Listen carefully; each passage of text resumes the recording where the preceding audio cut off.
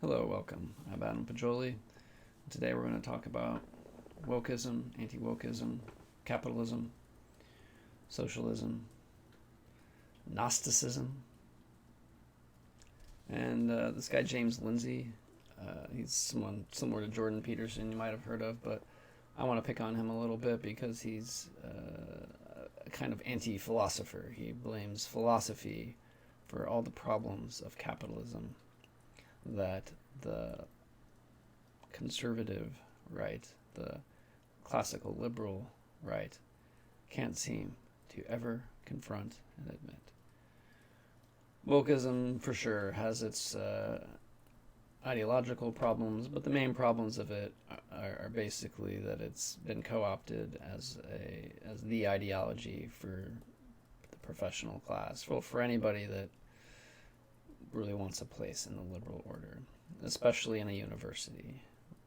Universities have become basically degree farms that are catering to students as customers. It's lost its whole mission of humanist liberal education, and not because it's become illiberal, because of some ingress of a parasite of ideology that's taking over and has some evil roots, as James Lindsay is fond of saying. But because of capitalism, because of neoliberalism, of the way liberalism has turned into capitalism unbridled, and for that reason, there's no place for true liberalism in the sense that Lindsay and Jordan Peterson would like. Classical liberals harken back to old-fashioned individualism, but capitalism has never been about individualism.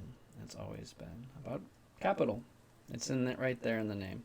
Classical liberals want this to mean some kind of free market society where individuals get to compete on a neutral and fair playing field.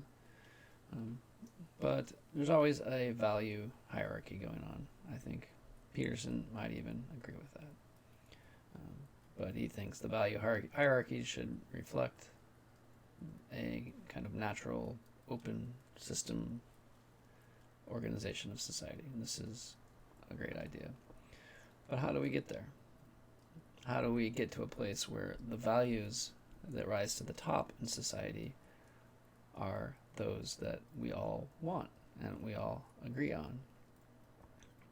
Well, maybe not all agree, but at least we compete in a way that the ones that end up winning, or the ones that end up influencing society the most and organizing its structures and institutions, are the ones that are most deserving, because most perhaps in coordination with is the most amount of people, not just the right powerful people. So wokeism, of course, has become an ideology because it benefits capital, benefits people in charge in the capitalist system. For some reason, classical liberals just can't admit this. They can't see that liberalism is not some pure system that got corrupted by some foreign enemy, but that it is in itself an ideology, a system that can be exploited like any other. Is it the best ideology? Is it the one that's least likely to lead to the bad outcomes that a lot of people can agree happen from our current system? Maybe, maybe not. But what's funny right now with Israel and Palestine at war is that suddenly the woke ideology, the woke brand, is a bit in trouble because the people in power really want you to be for Israel, but a lot of people like Black Lives Matter, which has had a huge influence on the woke ideology and brand, are pro-Palestinian. So which do you choose? Who's the it's starting to reveal what the real political philosophy is for the brand, and which is somewhat more in touch with authentic political sentiments on the left or the right. See, the left and the right have groups that are on both sides, and so you can kind of see who's most invested in the brand, and you can see why wokeism and anti-wokeism are actually are pretty much in cahoots, or at least not consciously, but they're interlocked, at least, as aspects of the agon, the competition going on within the professional sphere that is all about a civil religion of liberalism that can benefit certain powerful people or others. So right now, the conservative right is and the mainstream liberal left are really wanting to be pro-Israel because Israel has a huge influence over professional society and in many industries, and especially the media, and so the ideology coming from there is quite clear, but it's different than most grassroots leftists and the far right too, which this kind of confirms what a lot of the classical liberals fear, is that there's some kind of horseshoe, or that between the far left and far right, or that the far left leads to fascism, and fascism really is a far left thing, and then the right is a pure freedom orientation. This isn't true at all. There are similarities between the far left and the far right, but I would argue that they tend to be more radical and have more of a plan for society because they're a little bit more honest about what liberalism in the center is actually about. Now, the far right may not be realistic about their vision of a nationalistic ethno-state or religious nationalistic state, but they tend to be very in favor of realist analyses of global politics, and they're not under the illusion that so many in the mainstream conservative right are, that liberalism is some neutral system that just needs to be cleansed of whatever the scapegoat is. And this scapegoat process is what I want to talk about, for it is a fascinating phenomenon that goes back a long way. Now, I could do a similar thing that a lot of people on the right do. Where does this mind virus come from? But that's not what I want to. That's not my point. It's not what I want to do. It does have a long history, but it's not a mind virus. It is a natural outgrowth of people not being able to reconcile their ideology and the reality of the world. Conservatives have done this for quite a long time because capitalism's never quite been what they wanted it to be, and there must be a reason for it. So they have to look for the reason. Now, I'm really interested in this guy James Lindsay because his answer is, well, it's philosophy. It's philosophers that have overtaken these ideas that have been dreamt up and that now they're being imposed upon us. And he does it in a way that's very interesting because he volunteered for Barack Obama. He was a liberal. He's an atheist, or at least he was, but he's very much appealing to all these Christians on the right. And so he's kind of modified his brand a bit to be a kind of hero for them, even though he's a previously democratic, liberal type, atheist type, but now he's marketing himself as more of a somewhat religious type. But he's doing it because he's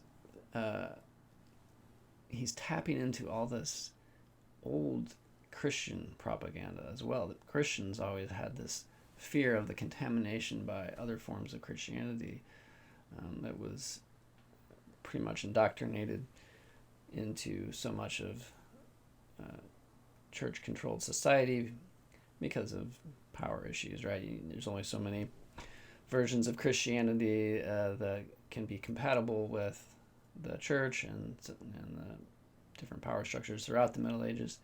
So there was this long kind of scapegoating of Gnosticism. Gnosticism is basically a word for, let's just use it as a word for types of Christianity that are not Orthodox. So heterodox Christianity, bad, evil, witches, even at one point, as you know.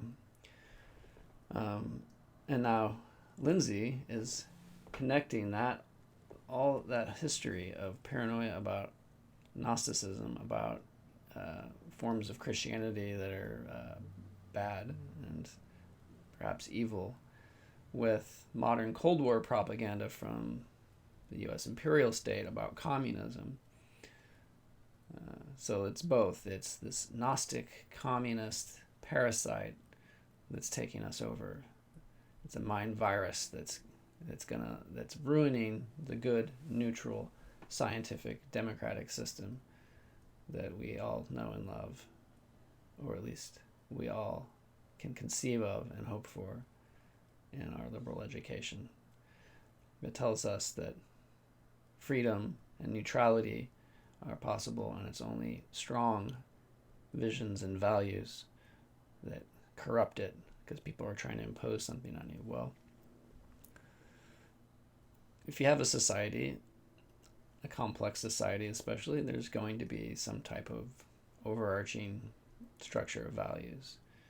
Libertarianism is all well and good for the frontier where you can be left alone. And libertarian principles, liberal principles are important. They're important in the ecosystem of ideas that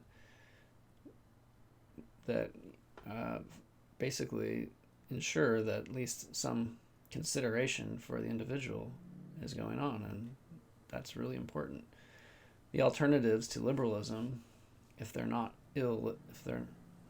straight up illiberal, fascist, totalitarian, collectivist, as these guys like to call it, then yeah, that's indeed problematic. But we're seeing that happen through liberalism, not because there's some ingress of evil, but because capitalism itself is not, and never has been, a pure system, because pure systems are closed. They're basically illusions, because there really is no pure, closed, complete system. Things are open, things are changing, and so you can't keep them from being invaded without closing them down, right? And so then you have a totalitarian system.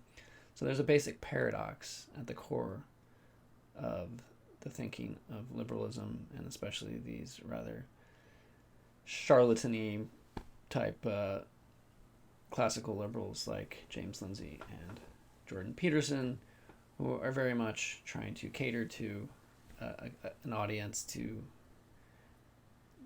basically see them as heroes of this pure order that has been corrupted.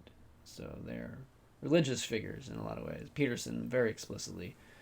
James Lindsay, even though he's ambiguously some kind of atheist, he's very much on a crusade. And he famously wrote some papers pretending to be a leftist, and so he's part of this whole trend in academia, famously and most skillfully done by Alan Sokal and the Sokal hoax, where he pretended to write a politically progressive, jargony physics paper that was a complete joke to expose academia.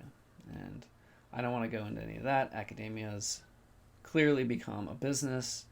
It's a capitalist business where woke ideology serves as a handy brand for basically serving the customers of students who want a job in the professional liberal order.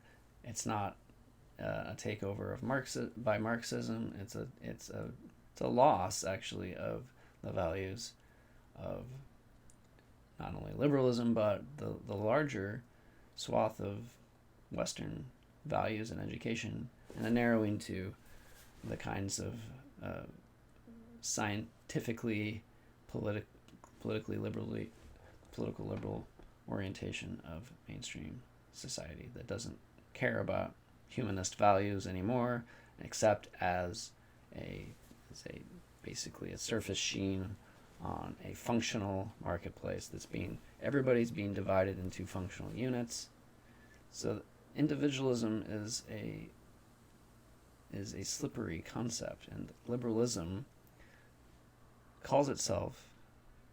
markets itself as being very individualistic, but individuals are just functional units.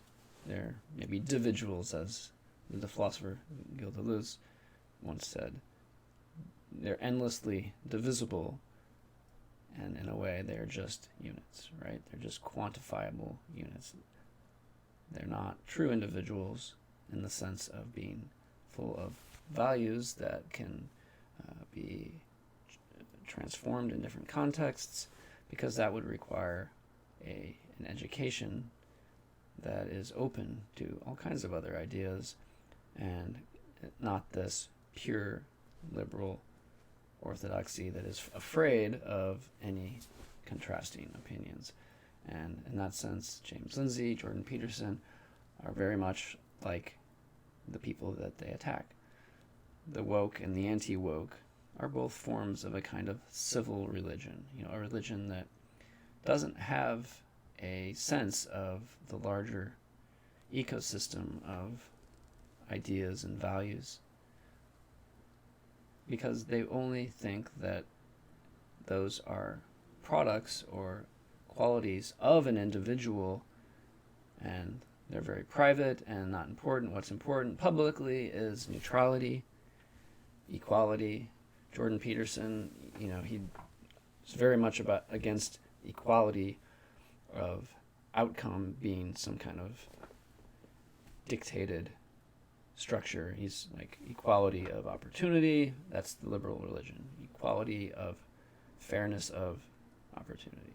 You can go in there, and no matter what your beliefs, you should be able to compete and rise to the top. Well, it doesn't happen. Society is going to have values one way or the other. It's going to have a slant. And so, what's the slant? That's the question.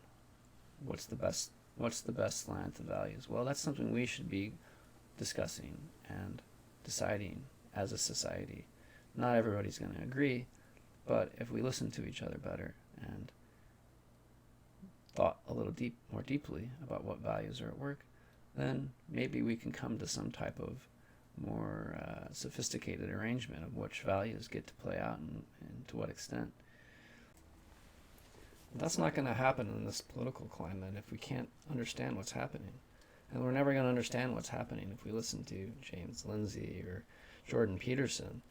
Lindsay especially wants to scapegoat anybody with a strong philosophical perspective on things, which would be a true individual, right? Somebody that has an actual unique philosophy. But what he wants is science taken as a system of checks and balances. It's similar to democracy, right? This idea that the community will check any strong, eccentric value system. And so it's kind of ironic, again, right, that it's any kind of strongly characterized value system that stands out as being, it's repressive, instead of everybody has their unique thing, their unique perspective, but it's the process of democracy and science that whittles down all those rough edges of eccentric individuality into a nice, manageable, neutral, scientific, democratic system. And Lindsay especially, I think, appeals to people in the working class that think, all these really smart, want to be smart, college educated people think they know better. And this definitely is a problem. The left has the left is supposedly supposed to be organizing the working class and helping them and championing them, fighting for them, but they're more interested these days in the cultural war against them than they are in actually understanding them and organizing them. Because the working class tends to be more conservative, and especially nowadays they're becoming more far right. The left has failed to connect and organize the working class because they have no value system of their own. It's still this liberalism that has no spiritual vision. It has nothing beyond this democratic vision that the working class sees as not really reflected in their attitude towards them, either from the radical left or from the woke mainstream left. So they turn to either classical liberalism or the far right for understandable reasons. The classical liberals tell them, well, this is liberalism distorted. The left is not true liberal. They're no longer liberal, because they've been influenced by philosophy. They have this strong value, but I feel like this is a shallow. It's basically a shallow excuse to pander to this feeling that a lot of working class people understandably have, that they're being condescended to, and that it's just this intellectual elitism. It's this philosophy that's often like the counter-enlightenment philosophies of people like Hegel, who James Lindsay targets, and then postmodern philosophy that's descended from these more critical counter-enlightenment traditions, that it's ruined the pure enlightenment liberal values of the working class and America as a bastion of these values. What the left should be doing is talking with the working class and trying to give a new version of liberalism that is more in tune with the spiritual values of the people. A lot of conservatives are Christian, and so that's what the far right's doing. But Christianity is changing, and the New Age, for instance, is the very Gnostically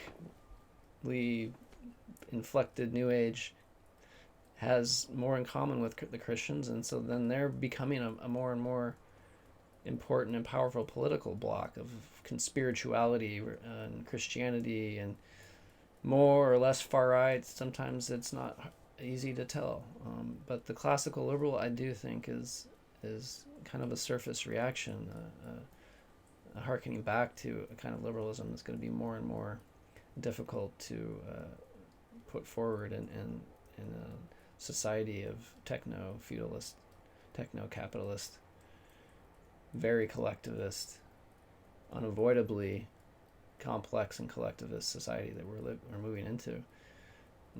The libertarian ideology already has gotten a lot less popular, but people like Peterson and Lindsay have kept it alive through this anti-woke campaign, trying to just get people really angry at the source of what's happening rather than actually looking at the conditions that brought it about, because there's no one source. Society has gotten very complex. What we actually need is the radical left and the right to work together to not only undo the mainstream liberal, woke, anti-woke circle jerk, but to put forward a real vision of the future of society that is both fair and democratic, but also has a constructive, positive vision